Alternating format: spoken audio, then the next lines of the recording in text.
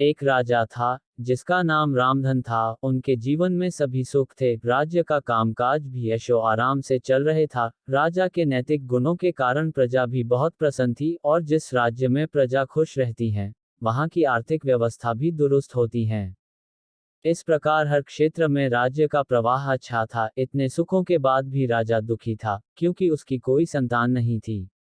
यह गम राजा को अंदर ही अंदर सताता रहता था। प्रजा को भी इस बात का बहुत दैख था। वर्षों के बाद राजा की यह मुराद पूरी हुई और उसे एक पुत्र की प्राप्ति हुई। पूरे नगर में कई दिनों तक जश्न मना, नागरिकों को राजमहल में दावत दी गई। राजा की इस खुशी में प्रजा भी झूम रही थी। समय बीतता जा रहा था। राजकुमार का नाम नंदन सिंह रखा गया। पूजा पाठ एवं इंतजार के बाद राजा को संतान प्राप्त हुई थी, इसलिए उसे बड़े लाड़ प्यार से रखा जाता था। लेकिन अति किसी बात की अच्छी नहीं होती। अधिक लाड़ ने नंदन सिंह को बहुत बिगाड़ दिया था। बचपन में तो नंदन की सभी बातें दिल को लुभाती थी, पर बड़े होते होते यही बातें बदतमीजी लगने लगती हैं। नंदन बहुत ज्यादा जिद्दी हो गया था। उसके मन में अहंकार आ गया था। वो चाहता था कि प्रजा सदैव उसकी जय जयकार करे, उसकी प्रशंसा करें। उसकी बात ना सुनने पर वो कोलाहल मचा देता था। बेचारे सैनिकों को तो वो पैर की जुती ही समझता था।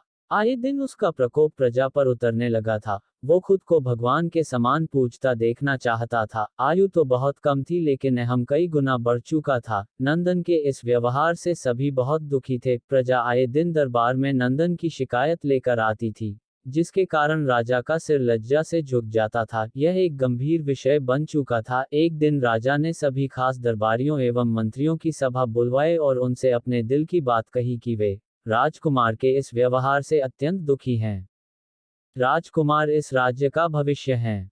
अगर उनका व्यवहार यही रहा तो राज्य की खुशहाली चंद दिनों में ही जाती रहेगी। दरबारी राजा को सांत्वना देते हैं और कहते हैं कि आप हिम्मत रखें, वरना प्रजा निसहाय हो जाएगी। मंत्री ने सुझाव दिया कि राजकुमार को एक उचित मार्गदर्शन एवं सामान्य जीवन के अनुभव की जरूरत है। आप उन्हें गुरु राधागुप्त के आश्रम भेज दीजिए। सुना है वहां से जानवर भी इंसान बनकर निकलता है। यह बात राजा को पसंद आई और उसने नंदन को गुरुजी के आश्रम भेजा। अगले दिन राजा अपने पुत्र के साथ गुरुजी के आश्रम पहुंचे। राजा ने गुरु राधा गुप्त के साथ अकेले में बात की और नंदन के विषय में सारी बातें कही। गुरुजी ने राजा को आश्वस्त किया कि वे जब अपने पुत्र से मिलेंगे तब उन्हें गर्व महसूस होगा। गुरुजी के ऐसे शब्द सुनकर राजा को शांति महसूस हुई और वे सहर्ष अपने पुत्र को आश्रम में छोड़कर राजमहल लौट गए। अगले दिन सुबह गुरु के खास चेले द्वारा नंदन को भिक्षा मांगकर खाने को कहा गया, जिसे सुनकर नंदन ने साफ इनकार कर दिया। चेले ने उसे कह दिया कि अगर पेट भरना है तो भिक्षा मांगनी होगी, और भिक्षा का समय शाम तक ही है, अन्यथा भूखा रहना पड़ेगा। नंदन ने अपनी अकड़ में चेले की बात नहीं मानी और शाम होते होते उसे भूख लगने लगी, लेकिन उसे खाने को नहीं मिला। दूसरे दिन उसने भिक्षा मांगना शुरू किया। शुरुआत में उसके बोल के कारण उसे कोई भिक्षा नहीं देता था, लेकिन गुरुकुल में सभी के साथ बैठने पर उसे आधा पेट भोजन मिल जाता था। धीरे धीरे उसे मीठे बोल का महत्व समझ आने लगा और करीब 1 महीने बाद नंदन को भर पेट भोजन मिला, जिसके बाद उसके व्यवहार में बहुत से परिवर्तन आए। इसी तरह गुरुकुल के सभी नियमों ने राजकुमार में बहुत से परिवर्तन किए, जिसे राधा गुप्त जी भी समझ रहे थे।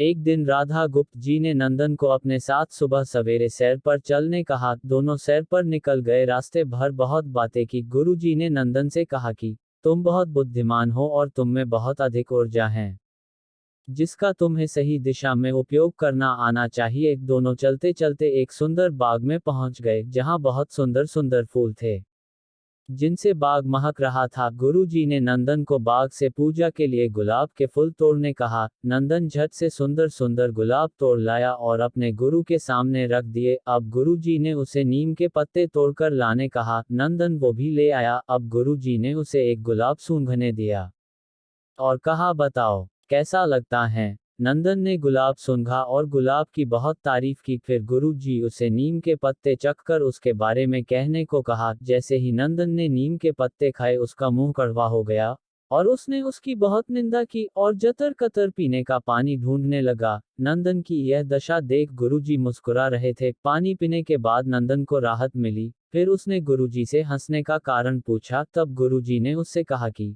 जब तुमने गुलाब का फूल सूंघा तो तुम्हें उसकी खुशबू बहुत अच्छी लगी और तुमने उसकी तारीफ की, लेकिन जब तुमने नीम की पत्तियां खाई तो तुम्हें वो कड़वी लगी और तुमने उसे थूक दिया और उसकी निंदा भी की। गुरुजी से नंदन को समझाया, जिस प्रकार तुम्हें जो अच्छा लगता है तुम उसकी तारीफ करते हो, उसी प्रकार प्रजा भी जिसमें गुण होते हैं उसकी प्रशंसा करती हैं। अगर तुम उनके साथ दुर्व्यवहार करोगे और उनसे प्रशंसा की उम्मीद करोगे तो वे यह कभी दिल से नहीं कर पाएंगे। इस प्रकार जहाँ गुण होते हैं वहाँ प्रशंसा होती है। नंदन को सभी बातें विस्तार से समझ आ जाती हैं और वो अपने महल लौट जाता है। नंदन में बहुत परिवर्तन आता है और वो बाद में एक सफल राजा बनता है।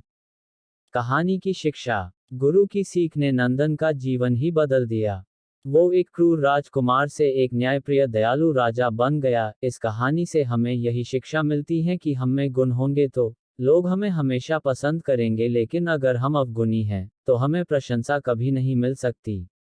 यह कहानी अपने बच्चों को जरूर सुनाना, अच्छी शिक्षा मिलेगी। और कहानी कैसी लगी कमेंट करके जरूर बताना। इस कहानी से आपको को कुछ सीख मिली हो तो एक लाइक जरूर करना। और ऐसी ही अच्छी कहानी, अच्छी शिक्षा के लिए बड़ा वाला मोटिवेशन चैनल को सब्सक्राइब जरूर करना। साथ ही में बेल आइकॉन भी दबा